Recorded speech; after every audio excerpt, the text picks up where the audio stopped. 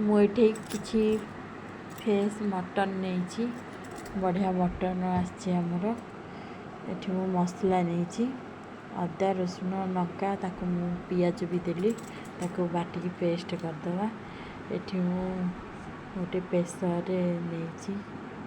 mutton नहीं पियाज ये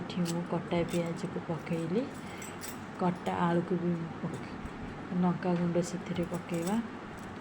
मसला पकेवा मसला पकई सारा लुण हल्दी स्वाद अनुसार देवा लुण हल्दी किसी सोरिष तेल देवा ताको आम भल से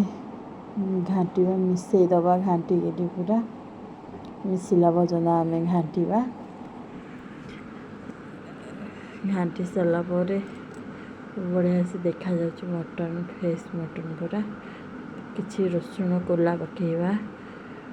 रसुण कोला पकई से आम घाटिवा ताको भल से मिसईकि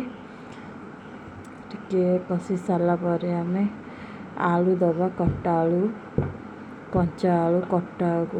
भाजबेनी एमती आम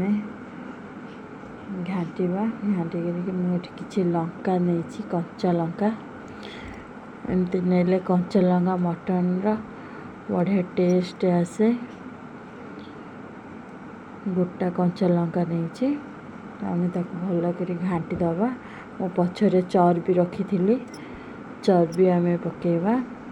ताको भी आम भल से घाटिबा मु आगु पकई नी चर्बी पड़े बेसी मिले बोली पछरे मुझे चर्बी आम से गरम पानी दबा मटन रे गरम पानी देले भल फुटिले मांसटा सीझी जाए ना सीझेनी आमर मटन तरकारी फुटीगला देख होगला आमर मटन तरकारी केते बढ़िया देखा जाउछि लाल लाल चर्बी भी बढ़िया देखा जाउछि